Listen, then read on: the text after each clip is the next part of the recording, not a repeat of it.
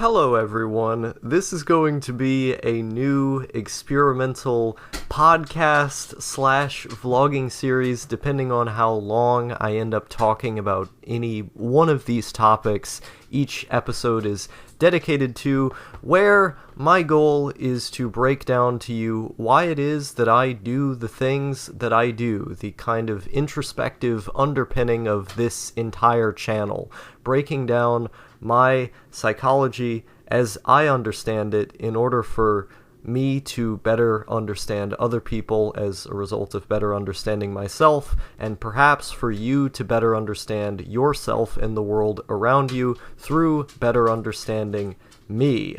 This series sort of arose through me considering why it is I do the things that I do. Why is it that I'm motivated to take these actions that seem to be so fundamentally opposed to the rest of humanity? Why is it that I continually find myself at a disconnect with people who I see as simply motivated by sex, that their entire worldview is surrounded around this idea of getting laid, that's sort of temporal pleasures are the only thing that can stimulate them. That's how a lot of people are, and a lot of people come onto my videos with that being the main criticism of my lifestyle. Famously, well, I don't know how famously, I was on a live stream with someone where they continually told me to commit to a relationship, that in the instance that I did get into a relationship, my understanding of how it would go is off balance and wrong-headed and dumb, because I was constantly talking about this need to find a balance between being isolated and creating art and studying and whatnot, and being with a person, that my compatibility with a person correlates directly to how much they can leave me alone while also having traits that I can gel with and get along with. That generally, it doesn't matter who I'm with, how much I love or connect with that person, that I need to be left alone in order for me to feel comfortable, because that's just how I am. And of course, their main argument against me as a normie was that you're going to regret that. You're going to regret everything you're saying because, of course, I understand you better than you ever could because magic. And so they would continue harping on this point that my way of doing things, my way of maximizing my own enjoyment is just completely wrong, no matter how many experiences I've had that have validated it, because you're just not normal. You need to be more normal like me. And I saw this as a failure on my part at explaining myself, at making these things understood, either not providing enough justifications in terms of the experiences that I've had, or wording things in a way that would be misleading. And given the videos that he had brought up, where he had just said that I made him uncomfortable, like, as a person, it was understandable why he came to the conclusion that he did, because there was one of the videos in question was where I was saying that I had just cut myself off entirely from any relationships, and that I wanted to be completely alone, regardless of how much I would suffer in doing so I could just create things, be as dedicated as possible to creating things. Now, I was presenting that in a kind of dramatic way. It isn't as if that wasn't something that did happen at one point, but I was presenting it like it caused more harm for me than it actually did. And the time that I was referring to was 4 years ago now. I still have absolutely no regrets about it whatsoever, but it was a failure on my part in terms of how it was explained, because I was presenting it with this drama, with this aura of like, wow, I'm sacrificing so much just so I can suffer and make stuff, which for some people is the correct answer, that when you weigh the cost-benefit analysis in your head, suppressing certain emotions and feeling a certain amount of negativity is a net benefit for you if you want a certain thing enough, that if the result of those actions is ultimately more positive than partaking in normalcy, then who are you to decide what that means to that individual person? Who are you to decide how that person should live their life if that's the cost-benefit analysis that they've ran in their head and that was the conclusion that they've came to? Ultimately, they're going to have a better understanding of their self than you ever will, because you're not them. And so even divorcing the discussion from my own sort of predilections, that I was presenting it in inherently kind of skewed or inauthentic way, even letting go of that, his interpretation of it was always going to be wrong, because it denied the subjectivity that was inherent to discussing different ways that people live. Different people have different motivations and ways that they're going to live their life. And that's kind of the basis of all of this, is that in that instance, yeah, that was what I did. But I presented it in a dramatic way because that was the nature of the video that I was making at that time, and it led him to have certain conclusions about me that weren't fully in line with who I actually am, and more in line with what I was portraying at that time. And so I would like for this series to serve as a kind of clarifier for not just everything on this channel, but me in general, just me as a person, an entirely open and honest form where I can let everything out, and you can come away with it what you will. If you still think I'm retarded by the end, well, that's your opinion, and that's fine. My parents consistently took issue with me as a child for being too angry. As early as I can remember, this was an issue, a continuous issue that arose almost every day. There was always something that pissed me off, irreparably so, that spiraled out into an argument in which I continued justifying my own anger or my own reaction to the anger, that spiraled out into them being more angry and resulting in me getting some kind of physical or verbal punishment, usually both, and me coming away from it being more angry than I was before. This occurred for so many years that my parents actually believed or outright said to me that I was a dumb child because I continued on with the same behavior despite physical repercussions for that behavior. It was just that as I continued getting physically reprimanded for what I did, it became easier to take. I didn't care.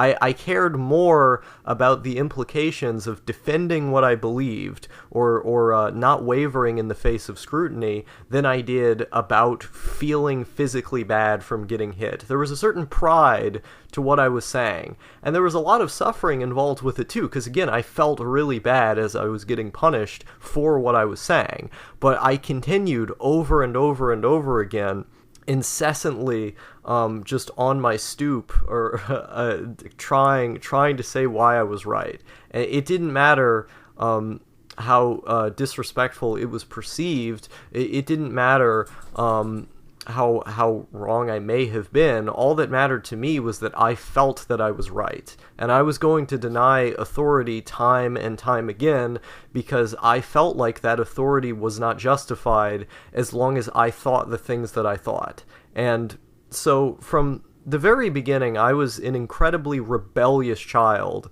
in most senses that you can think of. I would be considered a problem as a kid, which is strange because everywhere I went, most people considered me to be quiet, well-mannered, not very rambunctious. I didn't like to call attention to myself, especially in public. I didn't like to call attention to myself, so the kind of arguments that I'm referring to would primarily, if not always, be in the home. I did not like to cause a scene in public, never ever, because maybe I saw it as a disturbance of peace, or I just didn't want that many people looking at us at once. But everyone, when we went out, thought I was like an angel, because generally, if I thought the rules made sense, I would follow them. And there's a lot of rules that make sense that if you follow those rules, you're going to be generally accepted. That people, there's certain ones that you can break that people are going to go, oh, yeah, I did that at one point when I was your age, or I've seen this around, kids these days, whatever.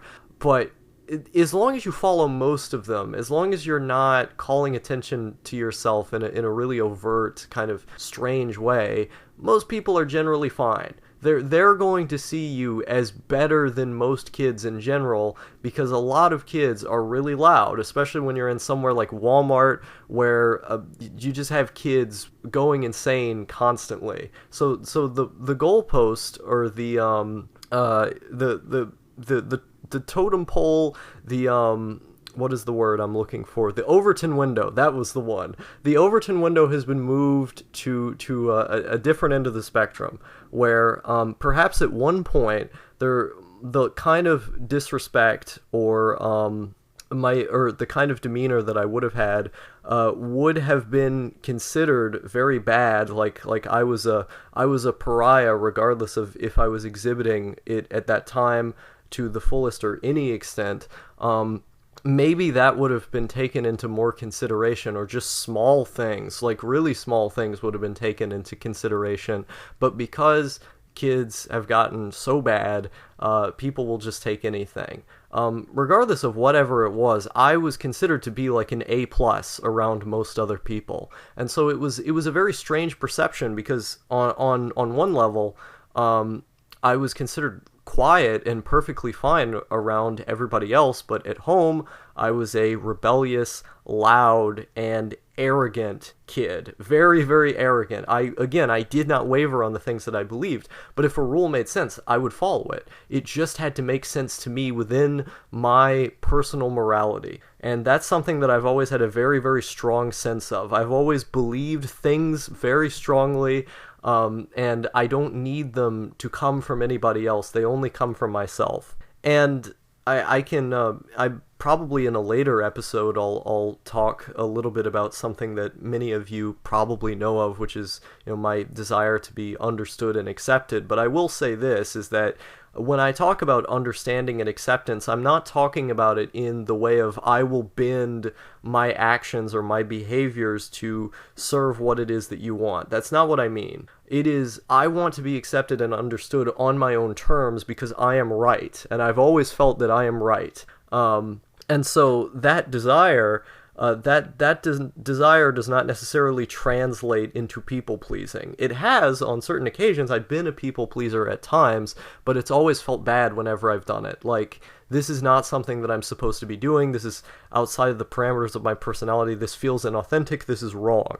And the times when I have done it consistently, it's been primarily in order to keep the peace, to get something, that there was like an end in mind, that the means was acting a certain way, and the end was whatever it was that I wanted to get out of that person. But that's more like manipulation than it is people-pleasing, It isn't like a kind of people-pleasing that comes out of a need to be accepted in a group, because if I felt that something was right, I was going to do it. And so I just continually, over and over and over again, was getting into fights with my family constantly. I was always angry, and there's part of me that perhaps even enjoyed the sense of rebellion that I got out of it. Not rebellion for the sake of it, but rebellion because I believe the things that I believe so strongly. And eventually these fights would get so intense that I had made a promise to myself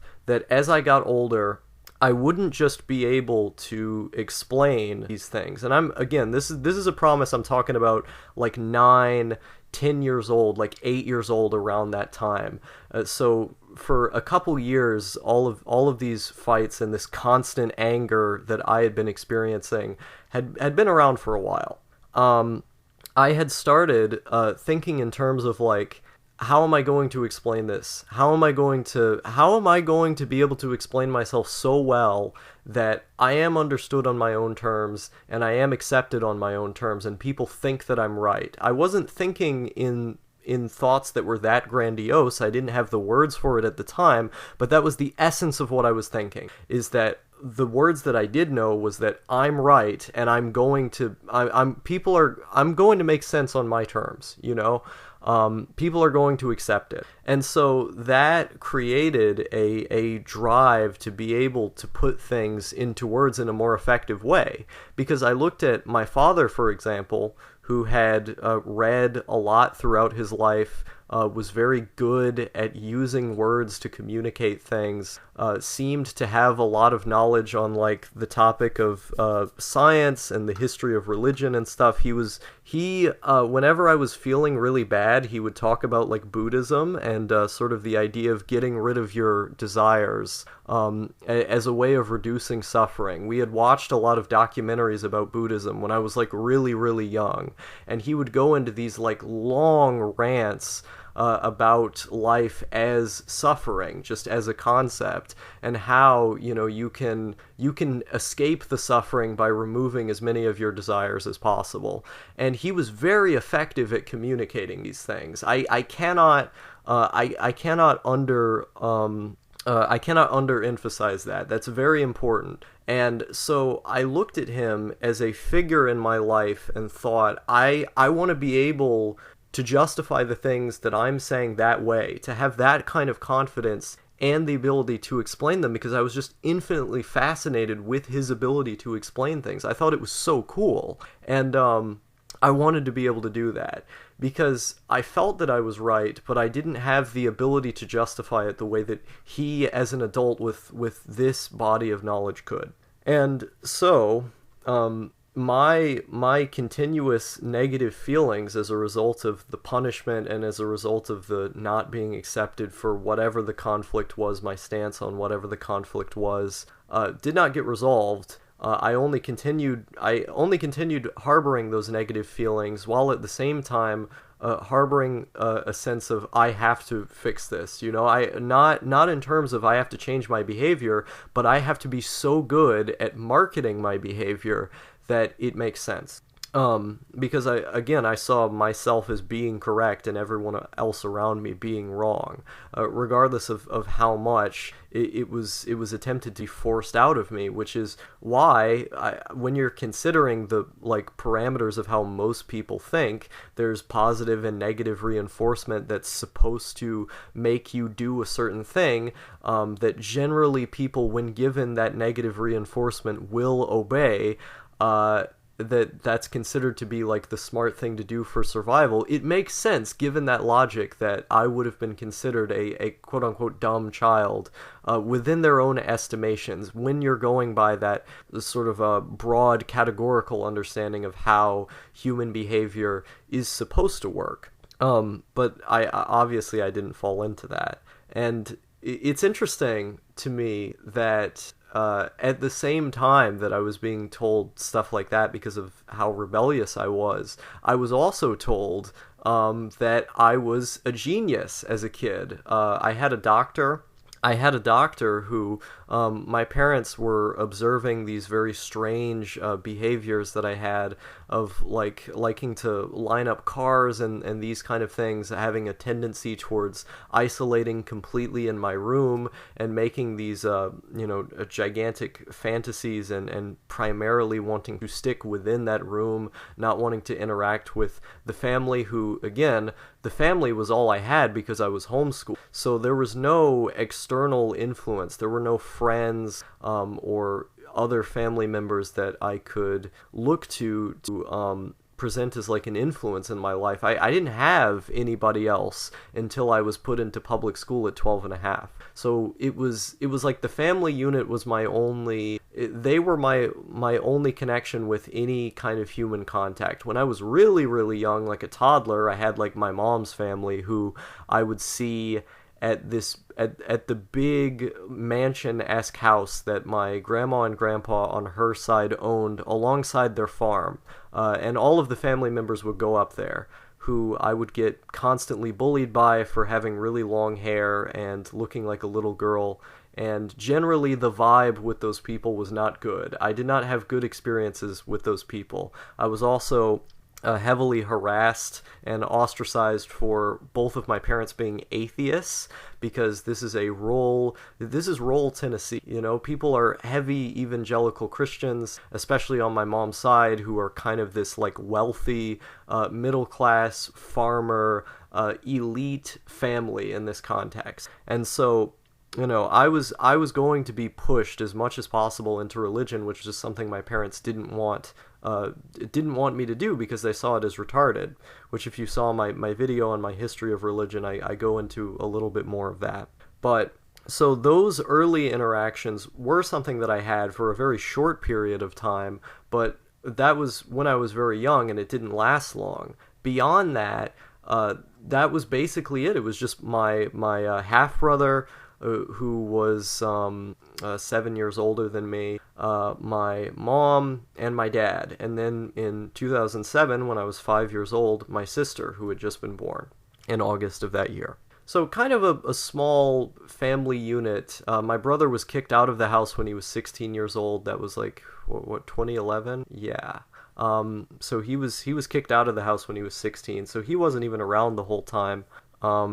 And so generally, we're talking about a very small family unit here in this rural house in the middle of the woods. And I like to be constantly alone in this environment, which means that if I were to come home from school, if I were to be like a normal public school kid, wanting to be alone while I'm at home would not be that abnormal because I interacted with kids all day, right? Well, in this case, there was no interaction occurring outside of that family unit. So I was just sticking off into my own little corner all the time. And so they considered this as possibly autism, that was the reason why I had these obsessive interests in the things that were in my room, and why I continued to prefer being alone even in the face of my family. And so I see a doctor, I see a primary care doctor, and then a neurologist about this issue. And it was the primary care doctor who, looking back on this, is a bit silly because primary care doctors, they're not psychologists, you know, they don't have the they can't understand these things the way that someone who's actively studying in that field for like a long time and has a PhD in psychology, like that's not their lane. They're not in their lane when they're making statements like this. So I don't know what they were trying to get out, to information they were trying to get out of the primary care doctor by coming to them with this question, or even the neurologist. Like, what neurology has autism is rooted in neurology partly, but like that's not the whole picture. At least that's more of the picture than seeing the primary care doctor, but I digress. So they bring it up to this primary care doctor, and he straight up says, I don't think your kid is autistic. I think they're just a genius. I think they're just highly intelligent. And this hit me like a ton of bricks, because even at that age, when I was like 6, I knew that was not true. I didn't believe it. My reaction when I heard that was that is not true. And as I continued doing my schooling throughout being 7, 8, 9 years old, and I was continuously aware of what I was doing, or I was becoming more aware of what I was doing as I was doing it. I've always been the type of person who's always been in my own head. Like, people tend to talk about the idea of becoming conscious, quote unquote, when they're like 12 or 13, and I certainly understand how it feels to become more aware and to have your thoughts have more force and intensity, but the idea that you're just turned off when you're that age and that you're not constantly in your own head bewilders me. It makes absolutely no sense. Because I was always in my own head. I constantly had a internal dialogue that I was thinking about and considering. Even if it was very basic, I was thinking about all of the stuff that was going on and comparing it to other things. It's just always been something that I've done. Of course, I got better at it, and it was with much more consideration and less impulsivity as I got older, but that has been a general trend that has been consistent. And so, I heard this and I thought it was incorrect. I didn't believe it. And that feeling, that general sense, only became more pronounced as I got older. And as a result of that, my parents, as a result of that, I did not perform in the way that I should have, because my parents kept reinforcing it. They kept saying, "Oh, you're so smart, you're a genius," and of course, my dad really reinforced it because he was like, "You're my kid, you have my genes, and my genes are better than everyone else's genes. You know, like, look at all of these other people, they're so dumb, they don't read as much as I do, they're not as good as at math as me. You know, I can draw, look at how good my drawings are.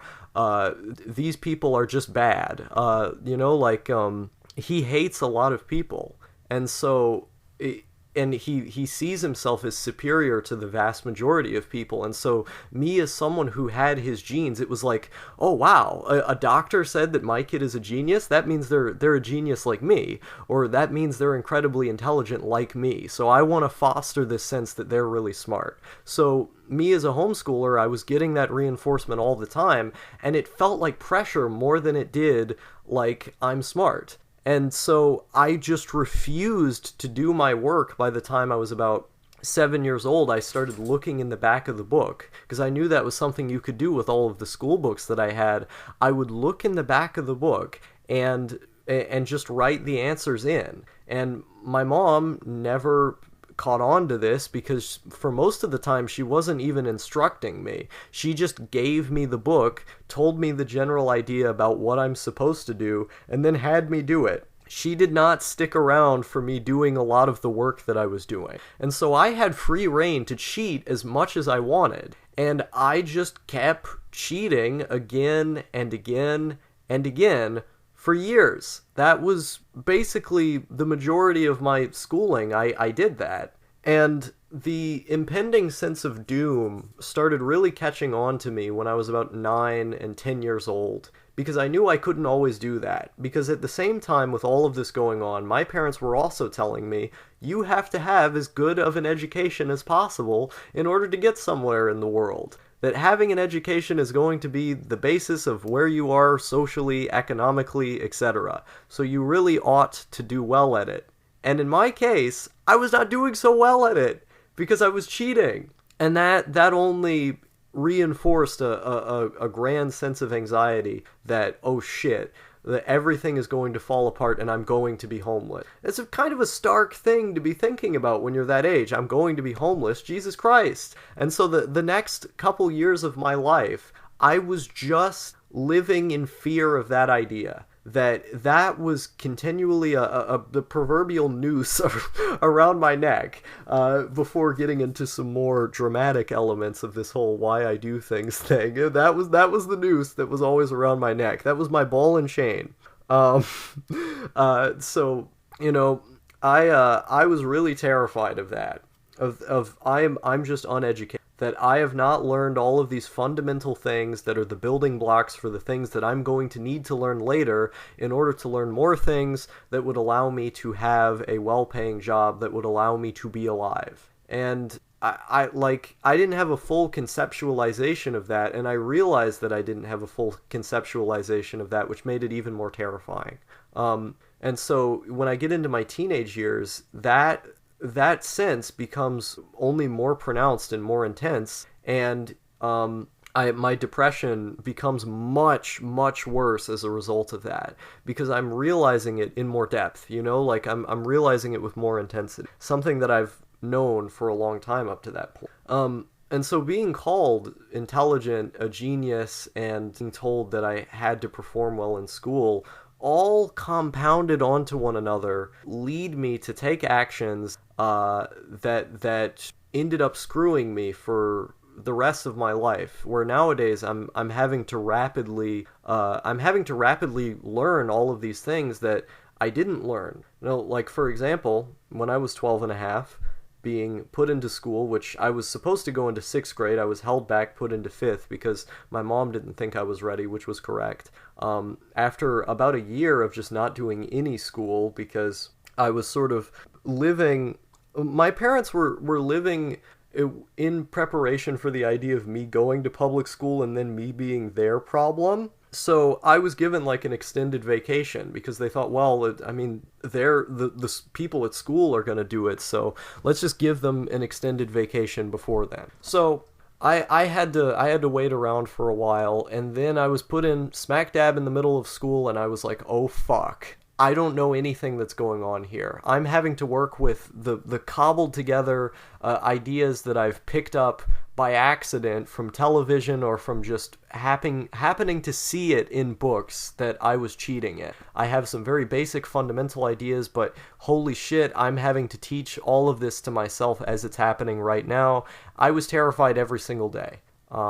And it was really, really scary because I never wanted to be called on or like raise my hand for anything. I would like quake, like my speech would just not work. And it was incredibly embarrassing for me and probably everyone else in the class, the way I would speak when I was called on. I was just absolutely terrified, like mind-bogglingly terrified, because I didn't have preparation for anything that was going on. And that was really scary. It was only until 6th grade when, in 6th grade, I guess because we were a very low-income district, they sort of assumed that, everyone here probably doesn't know anything that they've been taught. So what we're going to do is we're going to start from the beginning. We're going to teach you everything from 1st grade on up, and that'll prepare you for 7th grade when you start getting into the actually advanced stuff. And so, 6th grade was just a year of cramming all of the fundamentals into our heads as much as they possibly could. That was the whole curriculum, was going through all of the years prior in rapid succession with one another. Which, for me at the time, worked. I had a pretty good year academically at that point, and I was like, oh man, I'm gonna do so well when 7th grade comes around. But there were problems. Deep problems. Socializing with people. You've probably heard me tell some of the stories of constant aggression when I was in 5th grade, and when I chose to be around people, which was very rarely, I almost always opted to stay alone. I didn't like talking to people. If there were people who gravitated towards me that wanted to be around me, the only ones of them who would be left at the end of the day would be the absolute biggest social outcasts that there were in the school that were... that the reason they were around me was because they knew that I was like them on some level. That, we had all been rejected at that point. And I didn't get along with them too well, but at least like I had some things to say when I was around them for the rare periods in which I was. In general, I was just off doing my own thing. And when I wasn't doing that, I was like making up rumors about other people and like spreading them around in order to make people angry. I really liked playing with social dynamics. I wanted to see how I could make people angry at one another and ruin people's friendship. So even though I was this quiet person off on my own, not really being concerned about anybody, in the background I was observing information, and I was listening to other people's conversation, and so I would pick up on things that I could find the right people to use them against, even though I didn't know any of these people. I didn't care about any of these people, and that was probably one of the things that made it easier to do. So I was constantly trying to like make fights between other people so I could observe what would happen. I just thought it was really, really fascinating to stir people up, even though, again, I was not an active participant in any of these groups. I was curious. At this point in 5th grade, and I should say I was put in school in January, so most of the year was over up to that point. I had like less than half of a year left.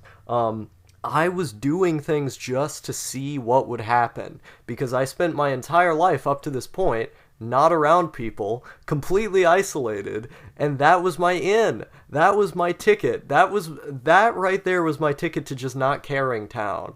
And I used that in order to sow discord between people, in order to oftentimes use myself as like the butt of a joke, or the butt of drama, by like pretending that I had romantic interest in certain people, actually greatly embarrassing myself in certain cases, just so I could see how people react. I desperately like wanted to see how people would react to my provocations. I wanted to stir the pot.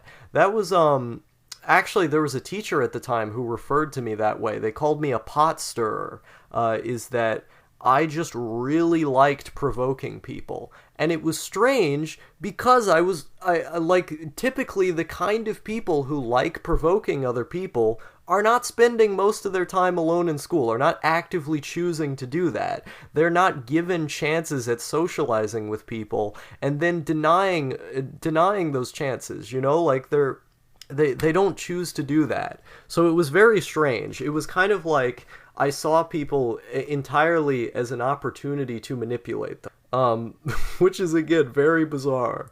But I was also angry all the time by the time I went into 6th grade, because this was when gym and physical activity started getting really difficult. And I think this is when I also started to have more like, I don't know, like a sense of empathy for other people, or justice or something like that.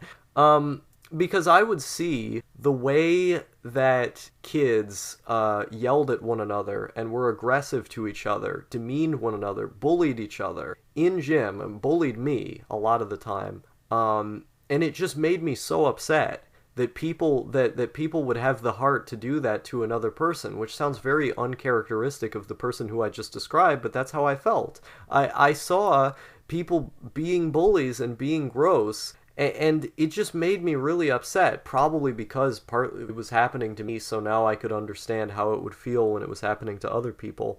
And at that point, I had became so upset with the ridicule that I was getting for not performing well, that I just wanted to kill those. That I saw them as people who were fundamentally evil, because they were not considering what I was going through. Because I was a tall, sort of skinny, very weak kid, because I wasn't eating well at home. And the reason I had been homeschooled up to that point and hadn't engaged very much in physical activity is because I was born with tachycardia. And it wasn't until I was about 10, 11 years old, around that point, that I got ablation, where they burned off the heart valve that wasn't working properly. And now, or then, my cardiologist told me, yeah, your heart is actually better than a normal person's heart. But it wasn't before that ablation surgery. And so there was a real worry that I could go into tachycardia, so I couldn't physically do a lot of things, or I couldn't be in physically overwhelming situations. And that's why I didn't go to public school for all that time, but it was also why I was out of shape. I didn't go outside a lot as a kid. I barely ever went outside, not just because I didn't want to, but because I had a medical problem that would prevent me from doing so. And I wasn't eating a lot because my mom would go on spending sprees of spending way too much money. And as a result of spending way too much money, we would not have enough food in the house. And my dad, the more responsible person in this instance, had no control over what she was just going nuts. And so I wouldn't be able to eat. I wouldn't be able to eat as much as a kid is supposed to. And so when you go your entire life without physically exerting yourself enough to be healthy, as a result of a heart problem, and not eating well at the same time, you're not going to do so well in the gymnasium. You're just not. And the fact that those people would have the arrogance, the audacity, the gall to criticize me, to be angry at me, to insult me over not performing well, made me so angry, because they didn't know the reason why I was like this. It wasn't because I wasn't having enough physical activity. It was never because of that. It was because I was denied the ability to have physical activity, and because I was denied the ability to have enough sustenance, enough food, to be able to develop properly. They were not considering any of that. They were only considering their emotions, what they were feeling at the time, that they were angry at me because I was not doing well in this meaningless, completely meaningless game, that you're going to get a 100 on your grade anyway. That even if you weren't, even if it wasn't, even if your grades weren't already predetermined in that way, what I'm doing doesn't affect you. If I'm doing bad, that only affects my grade. It doesn't affect yours. So why do you give a shit? And all of those thoughts were going through my head, and I was just so pissed. I wanted to go to the other side of the court and kill that person. That was how intense I had been feeling this. I was just so mad. And it was at that point that I had decided that I was never going to do something without considering the feelings of the other person. That if I do something, I need to have the full context. If I say something, I need to have the full context. That's why I don't try to put car noises in my videos, for example. Or if I do, I issue a warning, either directly to the person or just in the video. Because there's someone who watches these videos who had traumatic experiences with a car, and when I'm making a video, I'm literally thinking of that person. And normal people don't operate that way. I remember that because I have a good memory for personal details about people, which is, again, part of why I'm so good at manipulating people. But it's also incredibly effective in allowing me to empathize with people better because my brain prioritizes that as important. Because I have been at the whim of people who did not prioritize that as important. And it affected me emotionally. It hurt me. And so when I'm looking at other people, I don't want to do something that would upset them or hurt them, you know? When I'm acting out my daily life, when I'm saying things, I try to do it with consideration because you never know what the other person could be going through. You never know what impact your actions might have. But we do know, generally, there are things that you can do to minimize the harm. And so I'm constantly trying to minimize the harm because I know what it feels like to experience pain. And I don't want you to experience pain. That is one of the fundamental guiding forces within my action. Because, again, I was at the whim of people who did not think that way. And it deeply, deeply hurt me. And so that was becoming my social experience in 6th grade. I was angry all the time at this point. Because I felt as if I am on the right side of justice, and I am correct, and you people are not as considerate as I am. And when we get into 7th grade, this is the year where I am just constantly getting into fights with all the time. I would pick people who I saw as inconsiderate, who I saw as bad people, and I would just fight them. I just wanted to fight because it wasn't like I was necessarily going to win or that I expected to. I wanted those people to be punished, to experience pain for what they were doing, because I knew I was right. That it didn't matter if everyone in the school disagreed with me, if everyone in the school hated me. I was going to be right, and I was going to punish them for being wrong. And so I would pick on people who I saw as not being sufficiently empathetic towards other people, which is, I'm aware of this, ironic, because in doing so, I am not considering the circumstances that they may have come from themselves, which is why I'm such a big proponent of, like, rehabilitative prisons and whatnot, and trying to understand people who do really bad things. When I say I was right, I'm talking in the past tense. I'm talking in terms of how I was thinking at the time. I don't agree with what I did now. I'm simply saying that's the thought process I was in. And so, yeah, like, a lot of those people were coming from very impoverished backgrounds, etc. Them being bad people, especially at that age of childhood, was not a predetermined thing. It was not an inherent thing. And perhaps, if anything, me going into physical altercations with them may have exacerbated those existing problems that they had. There were other things I could have done to make justice be known. It was just that I was so angry all the time that that was the route that I went by, because my anger was clouding my judgment.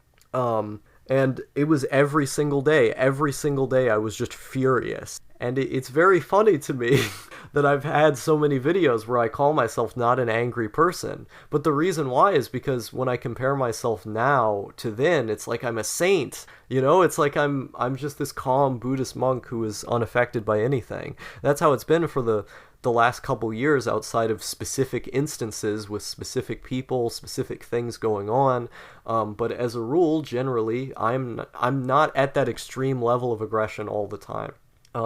But because I'm coming at aggression as a concept from that base of the majority of my life being like that, I often describe myself as much less aggressive than I am, because my understanding of aggression is much more extreme than it is for most people. So that's one thing. But the general underpinning towards behind all of this is a general sense that I was right. Is that my reaction to ostracization and alienation was never, I'm wrong and I must be atoned, or I must adapt my behaviors to fit what other people would expect of me. It's, I have to destroy what other people would expect of me, and I have to destroy whatever is standing in my way, even if it means that I'm standing in front of the world entirely alone. And in 7th grade, I had wrote down in my notebook plans to kill certain individuals. I had a specific list of all of the people who I would kill,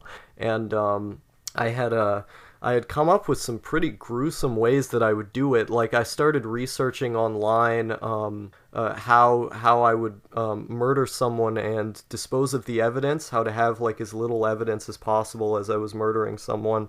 Of course, I never did any of these things because I probably there was some repercussion of like being afraid of law enforcement or something, or just I don't know. If I was put in the situation where I would actually do it, there's probably be some level of like maybe an empathetic reaction. I don't know. But they were some pretty intense thoughts that occupied my mind for a while back then.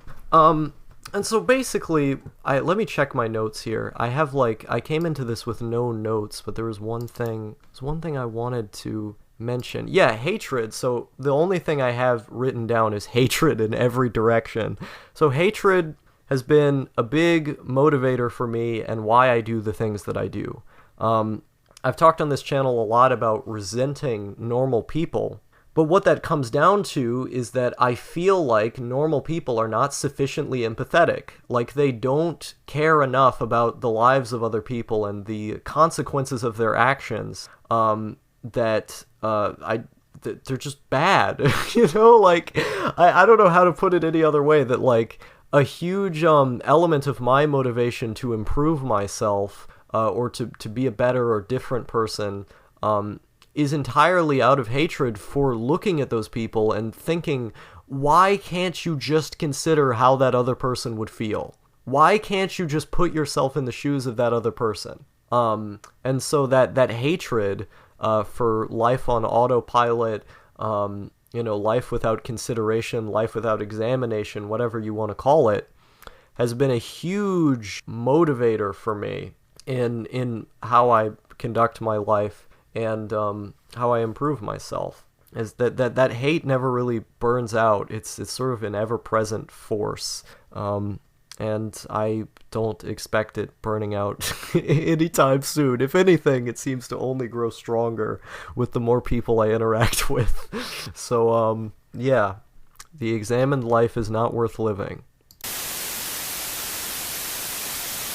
One quick addendum that I want to add to this whole story is that it probably makes me sound pretty egotistical, pretty narcissistic. Those things are all true, but I'm also incredibly hard on myself. This, again, may sound strange coming from the context of all of the stuff that I presented before, but I really hate myself. I mean, really hate myself. I'm constantly critical of just about everything that I do, always observing it under a hard glass. That's probably one of the reasons why I contradict myself so much, seemingly, is because I'm coming at everything from the lens of criticism, of self-criticism, of being unable to stop self-criticism all the time, because it's coming from that lens of I am fallible, I'm imperfect, I'm bad, like actually bad. But it also happens to be that I see everyone else as like bad, actually bad.